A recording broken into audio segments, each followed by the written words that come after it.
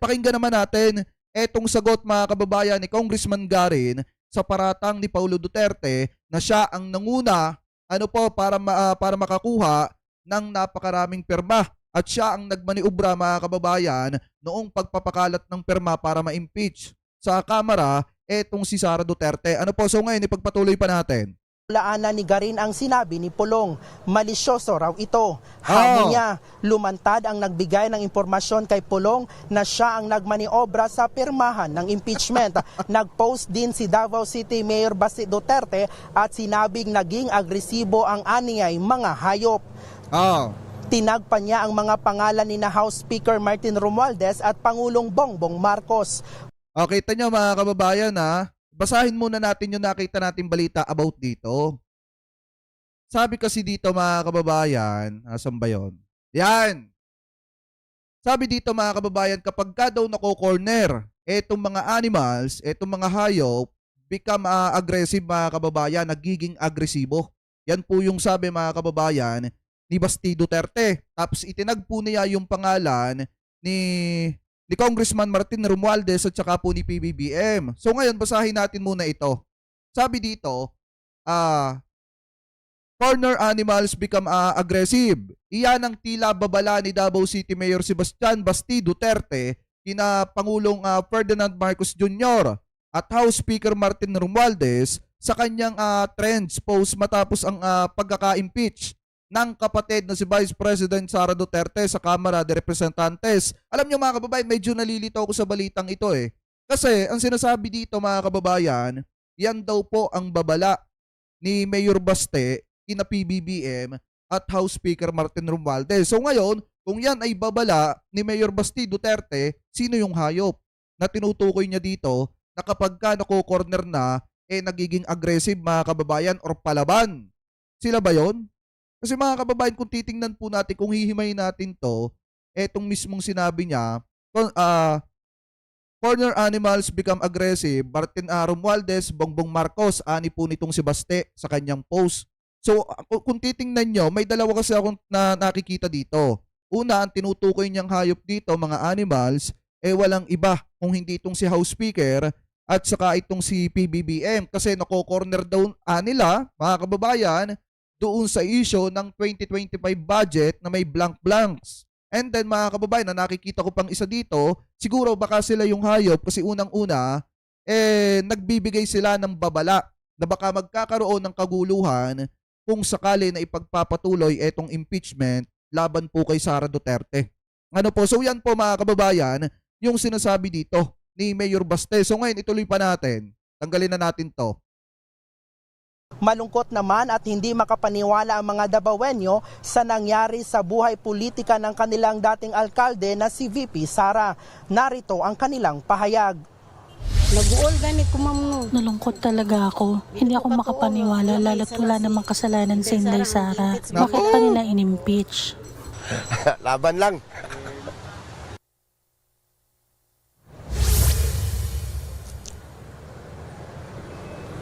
Cheryl, sinabi din kanina ni VP Sara na nasa Maynila siya ngayon para sa kanyang planning conference sa Office of the Vice President. Humingi din tayo ng reaksyon sa kanyang amang si dating Pangulong Rodrigo Duterte hinggil sa impeachment pero wala pa siyang tugon dito. Cheryl? Maraming salamat, Bril Montalvo. Hawak na ng... Ito pa, tuloy na natin mga kababayan, pero maliwanag naman dito ng ating Vice Presidente ay nananatili pa rin tahimik kasi ayaw niya magsalita. Unang-una, hindi pa nga naman daw niya nakikita yung mismong nilalaman noong impeachment mga kababayan at baka pag nagsalita siya, mapasobra siya mga kababayan at malagay na naman siya sa alanganin. Pero kung titingnan natin mga kababayan, talagang deserve ni Vice President na ma-impeach kasi binigyan siya ng napakaraming pagkakataon para magpaliwanag mga kababayan, lalo na noong mga panahon na ipinapatawag po siya sa Kamara para depensahan yung mga aligasyon, mga accusation na ibinabato po sa kanya. Pero anong ginawa niya mga kababayan? Saglit na umattend, gumawa ng mga kung ano-anong klase ng drama at nakinig sa mga sulsol ng mga nasa paligid niya. Di umano. Kasi mga kababayan, sa totoo lang, kung maayos lang sana or kung may tagapayo lang sana ang ating Vice Presidente ng tama, baka una pa lamang na depensahan na po niya yung mga accusation po sa kanya at naipaliwanag niya kung saan talaga napunta ang pera ng taong bayan. Pero kung ang nagpapayo sa kanya, kasing tigas po ng ulo niya, ang ending talaga niyan mga kababayan, eto, may impeach at may impeach po ang ating Vice Presidente. Dalawa lang ang pwede niyang pagpilian dyan, mag-resign o hayaan niyang ang kanyang sarili ay ma-impeach mga kababayan. Ano po, so ngayon ipagpatuloy pa natin. Senado ang kopya ng impeachment complaint na pirmado ng higit 200 mambabatas. Ilang senador naman ang nagsabing posibleng sa Hunyo pa ito maaksyonan ng Senado. At live mula sa Senado, nasa frontline ng balitang yan si Mean Los Baños. Mean. Magandang gabi sa iyo, Julius. Formal na ngang inendorso inakyat dito sa Senado ang Articles of Impeachment laban kay Vice President Sara Duterte. Bandang mag-aalas 5 ng hapon nang dumating si House Secretary General Velasco dito sa Senado, dala ang mga dokumento kaugnay sa impeachment complaint. May dala-dalang bulto ng mga dokumento si House Secretary General Reginald Velasco nang dumating siya dito sa Senado kaninang hapon. Tinanggap naman ni Senate Secretary Renato Bantog mag-aalas 6 ngayong gabi ang Articles of Impeachment. Hindi agad nakaakyat sa kanyang opisina si Bantog dahil ongoing ang sesyon ng Senado. Ayon kay Secretary General Velasco, rerespetuhin nilang anumang desisyon ng Senado dahil constitutional duty nilang aksyonan ang reklamo. Narito ang bahagi ng interview ng media kay Sec. Gen. Velasco kanina. Pwede naman sila mag-convene ng court even during the break, no? Because this is a non-legislative function of the Senate. Tama. At saka mga kababayan, kung gusto nilang trabahuin yan, tatrabahuin nila yan. Kahit pa sabihin na naka-adjourn ang Senado, kung gusto po talaga nilang pakinggan ang panawagan ng sambayan ng Pilipino na ma-impeach or pag-usapan na itong impeachment ni Sara Duterte sa Senado, nang makita ng taong bayan na mabigyan ng hustisya yung kanilang panawagan, tatrabahuin po nila to. Pero mga kababayan, kung ang nasa isip po nila ay pansarili po nilang kapakanan, yung kanilang political career, baka sa June na nga ito mapag-usapan ulit mga kababayan. Kaya nga dapat, ang mga kababayan Pilipino natin, maging alerto kayo pagdating ng Mayo 12, piliin ninyo yung kandidato na papabor sa interes ng mamamayang Pilipino, hindi papabor sa interes ng mga Duterte at ng mga pro-China. Ano po? So ngayon, ipagpatuloy pa natin. Nauna namang iginiit ni Senate President Jesus Escudero na wala silang paghahandang ginawa para sa impeachment trial at kikilos lang sila oras na gumalaw na rin ito mula sa Kamara. Sabi naman ni Senator Joel Villanueva, wala silang kailangan nilang mapag-usapan sa sesyon kung magko-convene sila bilang impeachment court. Pero wala sa agenda ng sesyon ngayong gabi ang tungkol sa impeachment complaint. Gayunman, pwedeng kahit sinong senador ang mag-move para talakayan ang referral ng articles of impeachment. Pag nangyari ang Julius, ire-refer sa komite at pag-uusapan ng rules at saka magko-convene ang mismong impeachment court o pwede ring once ma-convene yung impeachment court saka pag-uusapan yung rules. Gayunman, pwede ring may mag-object o tumutol na senador dito. Ngayong araw, Julius, ang huling araw ng sesyon bago mag-break ang mga senador para sa kampanya at eleksyon. Pero kung gugustuhin, pwede pa silang mag-sesyon hanggang sa Biyernes. Posible rin ang pagpapatawag ng special session. Pero sabi ni Senator De La Rosa sa mga kwentuhan nilang mga senador kanina. Eto, pakinggan nyo ha, nagsalita na si Senator Bato De La Rosa. Eto, i-play natin. Lumabas ang posibilidad na baka sa Hunyo, pagkatapos ng eleksyon na tatalakayin ng impeachment kay VP Sara. Bilang kilalang kaalyado ng bise, hindi raw ibig sabihin na ia-acquit niya ito. Narito ang pahayag ni Senator Bato De La Rosa. Robin Padilla, makinig ka dito ha. Pakinggan mo yung kasamahan mong senador. Buti pa itong si Senator Bato De La Rosa, nag-iingat din kahit papaano sa kanyang mga salita. Samantalang si Senator Robin Padilla, makakita lang ng pagkakataon para makapagbitaw ng salita, hindi iniisip mga kababayan na siya ay isang senador. Eto, pakinggan nyo itong sinasabi ni Bato. Kaso nga lang, may sabit pa rin. Ang daya nila, no? Gagawin kaming hostage dito para magiging judge ng impeachment court. Tapos sila, magkakampanya na. Kami dito ngayon, 24 of us will be sitting as judges of the impeachment court. Sir, so, hindi kami makapagpangampanya.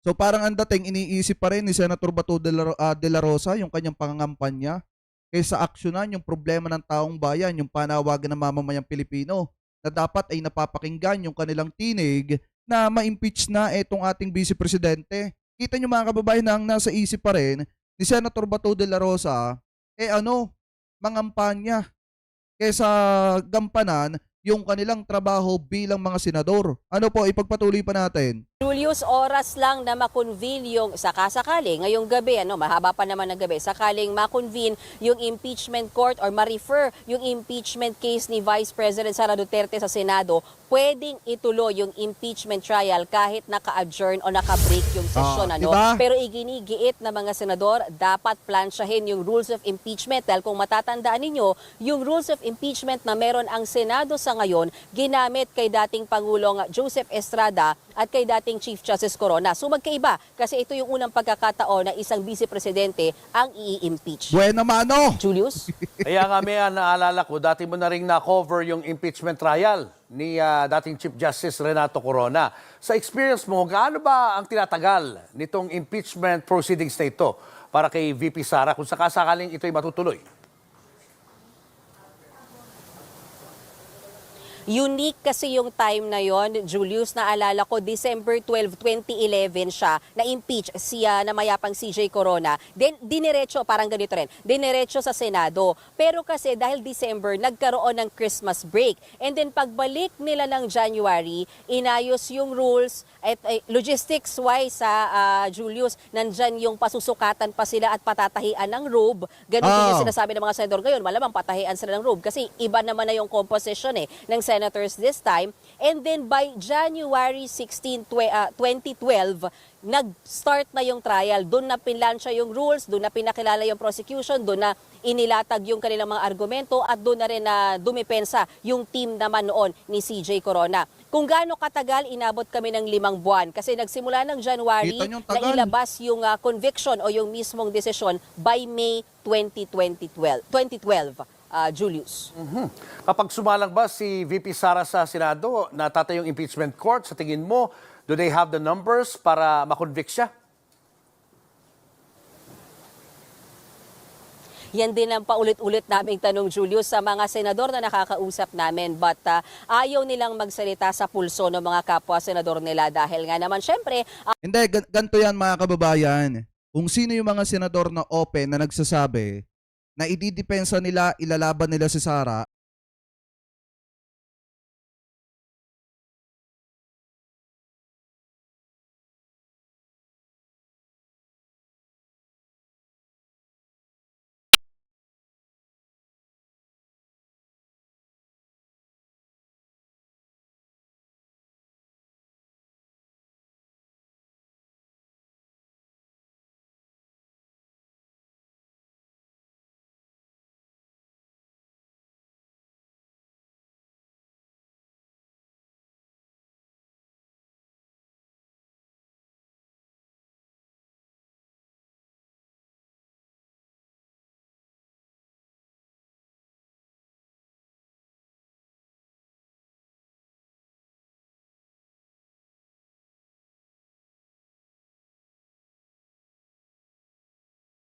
impeachment case ni Vice President Duterte ay si Senator Robin Padilla. Nako! Sabi niya kahit bago pa itong trial na to, sure na siya na ang kanyang boto ay to acquit VP Sara. Pero so ngayon, kung sure na pala si Senator Robin Padilla, dapat mag-inhibit siya dyan.